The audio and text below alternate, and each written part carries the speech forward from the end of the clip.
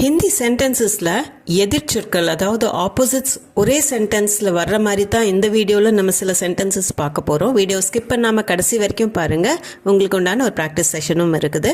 வணக்கம், நமஸ்கார், welcome back to my channel. என் பேர் உமா. இப்போ ஃபர்ஸ்ட் நம்ம பார்க்க போகிற எதிர்ச்சொற்கள் பார்த்திங்கன்னா தின் ராத் அப்படிங்கிறது. அதே நம்ம தமிழில் இரவும் பகலும் அப்படின்னு நம்ம சொல்லுவோம். ஆர்டர் கொஞ்சம் மாறி வரும். பகலும் இரவும் அப்படிங்கிற ஆர்டரில் தான் நம்ம ஹிந்தியில் சொல்லுவோம். தின்னா பகல், ராத்னா இரவு. பகலும் இரவும் தின் ராத். இப்போ இதுக்கு சென்டென்சஸ் பாருங்கள். அவன் தேர்வுக்காக இரவு பகல் பாராமல் படிக்கிறான். वो परीक्षा के लिए दिन रात पढ़ता है. वो அப்படின்னா அவன் இந்த இடத்துல, படிக்கிறான்னு நம்ம முடிக்கிறதுனால வோனா அவன் எடுத்துக்குவோம். பரீட்சா அப்படின்னா தேர்வு, எக்ஸாம். பரீட்சா கே லியே தேர்வுக்காக. தின் ராத் அப்படின்னா இரவு பகல். படுத்தாக அப்படின்னா படிக்கிறான். ஸோ தமிழில் என்ன அர்த்தம் வருது அப்படின்னா அவன் தேர்வுக்காக இரவு பகல் பாராமல் படிக்கிறான். கண்டினியூஸாக படிச்சுட்டே இருக்கிறான் டே அண்ட் நைட். वो परीक्षा के लिए दिन रात पढ़ता है. இன்னொரு சென்டென்ஸ் பாருங்க. அவன் தன் தாய்க்கு இரவும் பகலும் பணிவிடை செய்தான். उसने अपनी माँ की दिन रात सेवा की. உஸ்னே அப்படின்னா அவன், நே வரும் பாஸ்ட் டென்ஸில். அப்னி தன்னுடைய, மா கி அப்படின்னா தாய்க்கு, தின் ராத், தின் அப்படின்னா பகல், ராத் அப்படின்னா இரவு. இப்போ தமிழில் இரவும் பகலும் அந்த ஆர்டரில் சொல்லுவோம். ஹிந்தியில் தின் ராத் அப்படின்னு பகல் இரவு அப்படிங்கிற ஆர்டரில் தான் வரும். சேவாக்கி அப்படின்னா பணிவிடை செய்தான். சேவாக்கி அப்படின்னா நல்லா பார்த்துட்டான், பணிவிடை செய்தான். சேவாங்கிறது பெண்பால் வார்த்தை, அதனால சேவாக்கின்னு தான் முடியும். உஸ்னே அப்னி மா கி தின் ராத் சேவா கி. உஸ்னே அப்னி மா கி தின் ராத் சேவா கி. செகண்ட் பேர் ஆஃப் ஆப்போசிட்ஸ் பார்த்தீங்கன்னா வருவது போவது அப்படிங்கிறதுக்கு ஹிந்தியில் ஆனா ஜானா. ஆனா அப்படின்னா வருவது, ஜானா அப்படின்னா போவது. இந்த ரெண்டையும் சேர்த்து நம்ம சொல்லும்போது சில சமயம் அதே அர்த்தம் வரலாம், அதாவது லிட்ரல் மீனிங் வரலாம், சில சமயம் மெட்டஃபாரிக்கலும் வரலாம். வருவது போவது ஆனா ஜானா. சென்டென்ஸ் பாருங்க. நான் அவன் அல்லது அவள் வீட்டுக்கு அடிக்கடி போய் வருகிறேன். मैं उसके घर आते जाते रहता हूँ. मैं நான், உஸ்கே அவனுடைய அல்லது அவளுடைய அப்படிங்கிற அர்த்தம். கர்னா வீடு, உஸ்கே கர் அப்படின்னா அவனோட வீடு, அவளோட வீடு. ஆனா ஜானா அப்படின்னா இந்த இடத்துல அப்பப்போ போயிட்டு வந்துட்டு இருக்கிறேன். ஆத்தே ஜாத்தே ரேத்தா ஹூம் அப்படின்னா அடிக்கடி போயிட்டும் வந்துட்டும் இருக்கிறேன்.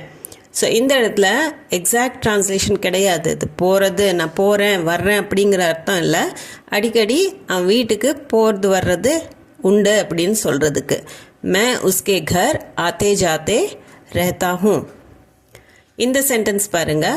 அலுவலகத்திற்கு சென்று வர எனக்கு 1 மணி நேரம் ஆகிறது. मुझे दफ्तर आने जाने में 1 घंटा लगता है. मुझेனா எனக்கு, தஃப்தர் அப்படின்னா ஆஃபீஸ், ஆனா ஜானா அப்படின்னா இந்த இடத்துல போகிறது வர்றது. ஆனே ஜானே மே போகிறதுக்கும் வர்றதுக்கும், அதாவது அந்த டைமிங்ஸ், போகிற டைமிங்ஸ் வர்ற டைமிங்ஸ். 1 घंटा அப்படின்னா 1 மணி நேரம். லக்தா ஹை அப்படின்னா ஆகுது. முझे எனக்கு, தஃப்தர் ஆனே ஜானே மே 1 घंटा லக்தா ஹை போக வர 1 மணி நேரம் ஆகுது. मुझे दफ्तर आने जाने में 1 घंटा लगता है. மூணாவதாக நம்ம பார்க்க போகிறது மேலும் கீழும் அல்லது மேலே கீழே. இது சொல்கிறதுக்கு ஊப்பர் நீச்சே. ஊப்பர் அப்படின்னா மேலே, நீச்சே அப்படின்னா கீழே. சில சமயம் எக்ஸாக்ட் ட்ரான்ஸ்லேஷன், சில சமயம் மெட்டஃபாரிக்கல். சென்டென்ஸ் பாருங்கள். லிஃப்ட் தொடர்ந்து மேலும் கீழும் செல்கிறது. லிஃப்ட் லகாத்தார் ஊப்பர் நீச்சே ஹோ ரஹி ஹை. லிஃப்ட் அப்படிங்கிறது இங்கிலீஷ் வேர்டு நம்ம அப்படியே எடுத்திருக்கோம். லகாத்தார் அப்படின்னா தொடர்ந்து, கண்டினியூஸாக. ஊப்பர்னா மேலே, நீச்சே அப்படின்னா கீழே, மேலேயும் கீழேயும். ஹோ ரஹி ஹை அப்படின்னா போயிட்டு வந்துட்டு இருக்குது அப்படிங்கிற. ஊப்பர் நீச்சே ஹோ ரஹி ஹை அப்படின்னா மேலும் கீழும் செல்கிறது அப்படிங்கிற அர்த்தம். ஸோ லிஃப்ட் தொடர்ந்து மேலும் கீழும் செல்கிறது அப்படிங்கிறதுக்கு லிஃப்ட் லகாத்தார் ஊப்பர் நீச்சே ஹோ ரஹி ஹை. அடுத்தது அவனுடைய மனநிலை மாறிக்கொண்டே இருக்கிறது. உஸ்கா மூட் ஊப்பர் நீச்சே ஹோத்தா ரஹதா ஹை. உஸ்கா அவனுடைய, மூடு அப்படின்னா மனநிலை, அந்த மூட் ஸ்விங்ஸை சொல்கிறது மூடு. ஊப்பர் நீச்சே ஹோனா, மூடு ஊப்பர் நீச்சே ஹோ ரஹா ஹை அப்படின்னா மூடு மாறிட்டே இருக்குது அப்படிங்கிற அர்த்தம். அதாவது சில சமயம் நல்ல மூடில் இருக்கிறான், சில சமயம் மூடு சரியாக இல்லை. ஸோ மூடு ஊப்பர் நீச்சே ஹோனா அப்படின்னா மூடு மாறிட்டே இருக்குது, மூட் ஸ்விங்ஸை தான் சொல்கிறது. அவனுடைய மனநிலை உஸ்கா மூடு மாறிக்கொண்டே இருக்கிறது, ஊப்பர் நீச்சே ஹோதா ரஹதா ஹை. அவனுடைய மனநிலை மாறிக்கொண்டே இருக்கிறது, உஸ்கா மூட் ஊப்பர் நீச்சே ஹோதா ரஹதா ஹை. நாலாவது நம்ம பார்க்க போகிறது நல்லது கெட்டது. இது நம்ம தமிழில் அடிக்கடி யூஸ் பண்ணுறது தான். அதே மாதிரி தான் ஹிந்திலையும் அச்சா புரா. அச்சானா நல்லது, புரா அப்படின்னா கெட்டது. அச்சா புரா. இதுக்கு சென்டென்ஸ் பாருங்கள். வாழ்வில் நல்ல மற்றும் கெட்ட காலங்கள் இரண்டும் வரும். ஜீவன் மே அச்சா புரா தோனோ வக்த் ஆத்தா ஹை. ஜீவன் மே அப்படின்னா வாழ்க்கையில், அச்சா நல்ல, புரா அப்படின்னா கெட்ட. அச்சா புரா அப்படின்னா நல்ல கெட்ட. தோனோ அப்படின்னா இரண்டும். தோனா ரெண்டு, தோனோ அப்படின்னா இரண்டும். வக்த் அப்படின்னா நேரம், காலம், வக்த். ஆனானா வர்றது, ஆத்தா ஹை அப்படின்னா வருது. ரெண்டுமே வரும் அப்படின்னு சொல்கிறதுக்கு வாழ்வில் நல்ல மற்றும் கெட்ட காலங்கள் இரண்டும் வரும். ஜீவன் மே அச்சா புரா தோனோ வக்த் ஆத்தா ஹை. நல்லதுக்கும் கெட்டதுக்கும் இடையிலான வேறுபாட்டை அறிய கற்றுக்கொள்ளுங்கள். அச்சே புரே கி பெஹச்சான் கர்னா சீக்கோ. அச்சா அப்படின்னா நல்லது, புரா அப்படின்னா கெட்டது. அச்சே புரே கி அப்படின்னா நல்லதுக்கும் கெட்டதுக்கும். இந்த கீங்கிற வேற்றுமை உருபு வர்றதுனால அச்சா புரான்னு வராமல் அச்சே புரே கி அப்படின்னு ஏக்கி மாத்திரம் வந்துடும். அதில் அச்சே புரே கி நல்லதுக்கும் கெட்டதுக்கும். பெஹச்சான்னா கண்டறியறது. பெஹச்சான் கர்னா சீக்கோ அப்படின்னா அதைய தெரிஞ்சுக்க கற்றுக்கொள்ளுங்கள். சீக்னானா கற்றுக்கிறது. ஸோ அச்சே புரே கி பெஹச்சான் கர்னா சீக்கோ. அச்சே புரே கி பெஹச்சான் கர்னா சீக்கோ. ஃபிஃப்த்தாக நம்ம பார்க்க போகிறது உண்மையான போலியான. சில சமயம் இந்த ரெண்டையும் சேர்த்து நம்ம பேசுகிறது கிடையாது தமிழில், ஆனால் ஹிந்தியில் பேசுகிறது உண்டு. அஸ்லி நக்லி அப்படிங்கிறது ரொம்ப காமனாக இருக்கிற இந்த வேர்டு. இது ஆப்போசிட் பேர்ஸ் இது ரொம்ப காமனாக யூஸ் ஆகிறது. அஸ்லி நக்லி, உண்மையான போலியான. சென்டென்ஸ் பாருங்கள். சந்தையில் உண்மையான மற்றும் போலியான நகைகள் இரண்டுமே கிடைக்கின்றன. பாசார் மே அஸ்லி நக்லி கஹனே தோனோ மில்தே ஹேன். பாசார் மே அப்படின்னா மார்க்கெட்டில், அஸ்லி நக்லி, அஸ்லி அப்படின்னா உண்மையான, ஜென்வினாக இருக்கிறது, ஆத்தென்டிக்காக இருக்கிறது. நக்லி அப்படின்னா ஃபேக்கு, போலியான. அஸ்லி நக்லி உண்மையான போலியான. கெஹ்னா அப்படின்னா ஆபரணம், நகை. கெஹனேங்கிறது பன்மை. தோனோ இரண்டும். மில்தே ஹேன் அப்படின்னா கிடைக்குது. ஸோ மில்னான கிடைக்கிறது, மில்தே ஹேன் அப்படிங்கிறது பன்மையில் கிடைக்கின்றன. பாசார் மே அஸ்லி நக்லி கஹனே தோனோ மில்தே ஹேன். பாசார் மே அஸ்லி நக்லி கஹனே தோனோ மில்தே ஹேன். உண்மையான மற்றும் போலியான மஞ்சளை கண்டறிவது கடினம். அஸ்லி நக்லி ஹல்தி பெஹச்சான்னா முஷ்கில் ஹை. அஸ்லி அப்படின்னா உண்மையானது, பியூராக இருக்குமே அந்த. ஹல்திங்கிறது மஞ்சத்தூளை சொல்கிறது. உண்மையான மஞ்சத்தூளுக்கும் போலியான மஞ்சத்தூளுக்கும் வித்தியாசத்தை கண்டறியறது ரொம்ப கஷ்டம். அஸ்லி நக்லி ஹல்தி பெஹச்சான்னா முஷ்கில் ஹை. அஸ்லி நக்லி அப்படின்னா உண்மையான, நக்லி அப்படின்னா போலியான. ஹல்திங்கிறது மஞ்சள், பெஹச்சான்னா கண்டறியறது, ரெக்கக்னைஸ் பண்ணுறது. முஷ்கில் ஹை கடினம். அஸ்லி நக்லி ஹல்தி பெஹச்சான்னா முஷ்கில் ஹை. ஆறாவதாக நம்ம பார்க்க போகிறது வெற்றியும் தோல்வியும். இதைய ஹார் ஜீத் அப்படின்னு ஹிந்தியில் சொல்லுவோம். ஸோ இது ஆர்டர் மாதிரி வரும். நம்ம முதல்ல வெற்றி சொல்கிறோம், அப்புறம் தோல்வி சொல்கிறோம். ஹிந்தியில் சொல்லும்போது முதல்ல ஹார், அதாவது தோல்வியை சொல்லிவிட்டு ஜீத் அப்புறம் சொல்கிறோம். ஹார் ஜீத். இதுக்கு சென்டென்ஸ் பாருங்கள். வாழ்க்கையில் வெற்றியும் தோல்வியும் மாறி மாறி வருகின்றன. ஜிந்தகி மே ஹார் ஜீத் லகி ரஹத்தி ஹை. ஜிந்தகி மே அப்படின்னா வாழ்க்கையில், ஜிந்தகினா வாழ்க்கை, ஜிந்தகி மே வாழ்க்கையில். ஹார் அப்படின்னா தோல்வி, ஜீத்னா வெற்றி. ஸோ வெற்றியும் தோல்வியும் தமிழில், ஹிந்தியில் ஹார் ஜீத். லகி ரஹத்தி ஹை அப்படின்னா வந்துட்டே இருக்கும், இருந்துட்டே இருக்கும் அப்படின்னு சொல்கிறதுக்கு தான் இந்த லகி ரஹத்தி ஹை. ஜிந்தகி மே வாழ்க்கையில் வெற்றியும் தோல்வியும் மாறி மாறி வருகின்றன. ஹார் ஜீத் லகி ரஹத்தி ஹை. ஜிந்தகி மே ஹார் ஜீத் லகி ரஹத்தி ஹை.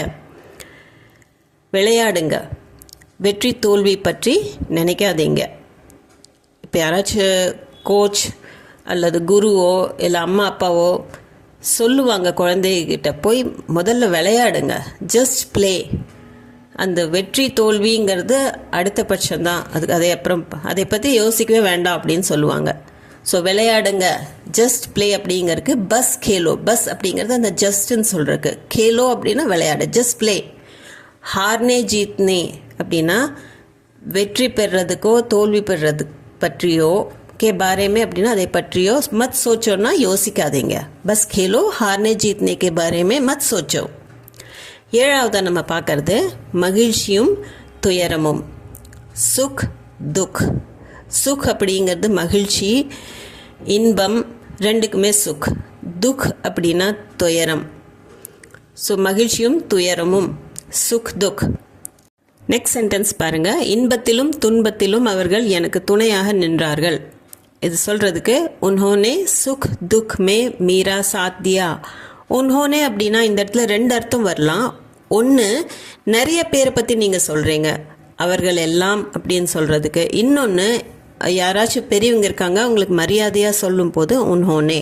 ஸோ ரெண்டு அர்த்தத்துலேயும் நம்ம இந்த உன்ஹோனே யூஸ் பண்ணிக்கலாம். சுக் துக் அப்படின்னா இன்பத்திலையும் துன்பத்திலையும். சுக் துக் மே. மீரா சாத் தியா அப்படின்னா எனக்கு துணையாக இருந்தாங்க.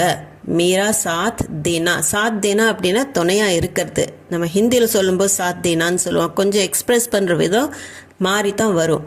மீரா சாத் தியா அப்படின்னா எனக்கு துணையாக இருந்தாங்க. மீரா சாத் தியா. उन्होंने सुख दुख में मेरा साथ दिया. उन्होंने सुख दुख में मेरा साथ दिया. பெற்றோர்கள் குழந்தைகளின் இன்பத் துன்பங்களை பற்றி கவலைப்படுகிறார்கள். माता पिता बच्चों के सुख दुख की चिंता करते हैं. माता पिता அப்படின்னா அம்மா அப்பா பெற்றோர்களை சொல்கிறது. बच्चों के அப்படின்னா குழந்தைகளோட. சுக் துக் அப்படின்னா இன்ப துன்பம். சுக் துக் கி இன்ப துன்பங்களை அப்படின்னு சொல்கிறதுக்கு சுக் துக் கி. சிந்தா கர்னா அப்படின்னா கவலைப்படுறது. சிந்தா கர்த்தே ஹேன் கவலைப்படுறாங்க. இப்போ இந்த இடத்துல நம்ம மரியாதையாக சொல்கிறதுனால சிந்தா கர்த்தே ஹேன் அப்படின்னு நம்ம சொல்கிறோம். ஏன்னா பெற்றோர்கள் அப்படின்னு பன்மையில் வருது. மரியாதைக்கும் அது சொல்லுவோம், பன்மைக்கும் நம்ம கர்த்தே ஹேன் அப்படின்னு தான் முடிக்கணும், கர்த்தா கர்த்தின்னு வராது. माता पिता बच्चों के सुख दुख की चिंता करते हैं. எட்டாவதா நம்ம பார்க்க போகிறது சூடான குளிர்ந்த. இது தமிழில் வரும்போது ஒட்டுக்கா சில சமயம் வர்றது கிடையாது சூடான குளிர்ந்த அப்படின்னு. ஹிந்தியில் சில இடத்துல இதே அர்த்தத்தில் தான் வரும். டண்டா கரம். டண்டானா குளிர்ந்த, கரம்னா சூடான. மேக்ஸிமம் அர்த்தம் மாறாது. இப்போ எக்ஸாம்பிள்ஸ் பாருங்கள். குளிர்ந்த அல்லது சூடான பானம் ஏதாவது சாப்பிட்றீங்களா?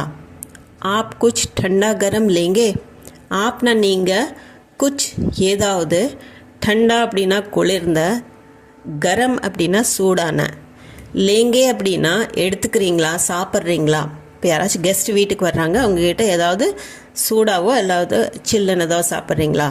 நம்ம தமிழில் கேட்கும்போது டீ காஃபியோ கோல்ட்ரிங்க்கோ அது சாப்பிட்றீங்களா அப்படின்னு தான் நம்ம கேட்போம். ஹிந்தியில் டண்டா கரம் லேங்கே அப்படின்னு கேட்கறது ரொம்ப சகஜமான ஒரு விஷயம். ஸோ டண்டாங்கிறது ஏதாவது கூல்ட்ரிங்க்கு, கரம்ங்கிறது டீ காஃபியை. ஆப் குச் டண்டா கரம் லேங்கே.